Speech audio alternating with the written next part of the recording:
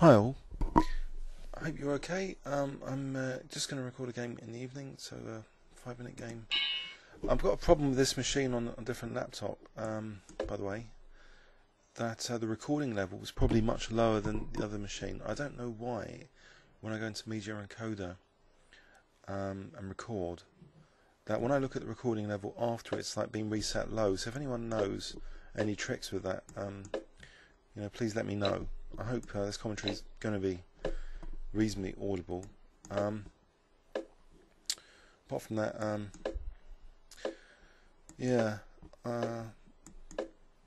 so the news is full of the swine flu at the moment. That's kind of a bit concerning. I don't know how worried are you about this swine flu?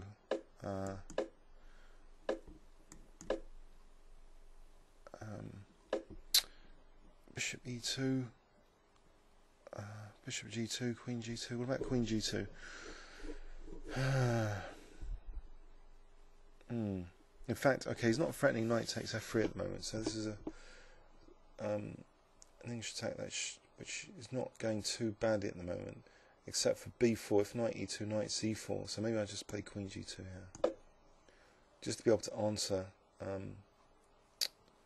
Well, with knight E2 without knight C4 forking Queen and Bishop. Okay, but knight C4 again here is kind of annoying. And Bishop G1. Is the bishop badly placed over there? Am I going to get hacked? Certainly block G1. Oh, maybe I should have done Bishop F2. And the bishop can go to H2 though, potentially. But it seems slightly wrong. Maybe knight B3. I need to stem off this attack. Pieces are crowded over here. I'm sure this is not supposed to happen. It's not supposed to look like this because potentially knight A3 is going to be very dangerous. But can I get in knight B3 and knight C1? Just try and defend and then carry on with H5 and G6. A lot of people have been playing a fast E5 anyway to avoid this sort of stuff. If I play knight B3, I'm actually improving his position though. Think about it, because I'm unblocking the A pawn, so maybe, mind you, H5 you might take on G5, so I think I'm going to do it here to avoid this G5 being taken. I want to play H5 and G6. So where is his queen going to go? If it goes to C7, maybe Bishop H2, or knight C1 here, attacking C4. Okay, he's taken there. Interesting. Am I getting mated on the dark squares or something? I can't see why I'm getting mated. I hope I'm not getting mated. I can't see any clear threats at the moment. It would have been nice though to get the bishop back to B2. I suppose once I play H5 and G6 there's bishop F6. So how about F4, F5 is a different plan, just to keep this pawn on G5 to avoid bishop F6s. Also if the knight moves, bishop D4 to B2. Okay. Knight C5 here, using the pin. Or is that ineffective? What about bishop D4? No. Okay, so A4 is a concrete threat now. I can see that. That's C4. If A4, knight D4. A4, knight D4, B3 takes, and my queen's protecting stuff. So how about just F5 and just let A4 and B3 happen? If I can get an F6, I think that would be cool. So A4, knight D4, B3, I could just maybe take with the C pawn, take with the knight, and my queen's actually. I'll take this pawn because my queen's on C6 here, so I'm still threatening F6.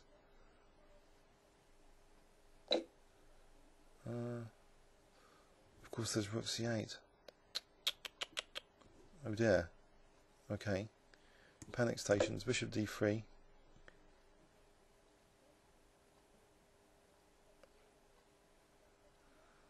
Do I want to start to get in H5 and G6? No, I still can't because Rook takes and knight C5 might be a threat to attack the queen. Trap the queen, in fact. Almost. But then he has got B3. Okay, so that's well, that's the least of all. I was losing the exchange. So how about just bishop d4, get this bishop to b2, protecting b2 anyway, so knight c4 is not immediately fatal. There's queen's usefully on a8, bear that in mind if these rooks get disconnected. Okay, knight takes. Now I really am threatening bishop b2. If a4, bishop b2 just trapping the queen. Bishop b2 might be a good move anyway. Okay, bishop b2 trapping the queen. There's a queen sack takes. I'm gonna have to go for it, I think.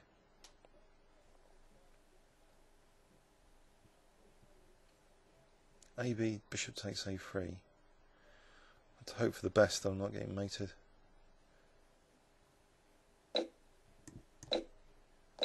Alright, the pawn could be a useful defence for my king to keep the lines closed.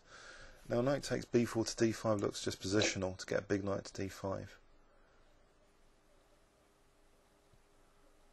That would protect f6. So maybe support c3. If the knight was on d5, then c3 becomes a defensive resource. But also knight f5. Knight f6, I mean, might be an attacking resource. Knight f6. Okay, so rook d1, just to stop bishop d4, I guess. So knight f6 is a potential threat now.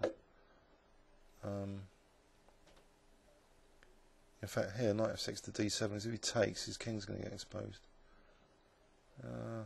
Oh, rook b1 is a potential threat as well. Alright, so I'll go into action with... Oh, hang on. There's bishop d4 as a decoy, and then rook b1 mating. Ah! Oh! Sorry, if knight f6, king moves knight d7, he's got bishop d4. So I can't stop having. So I think c3 as a defence to stop this bishop d4 stuff.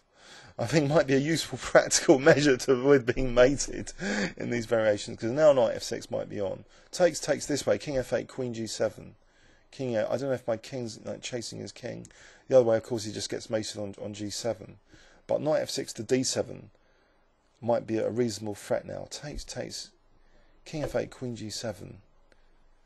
I think I have to go for it here. Knight f6.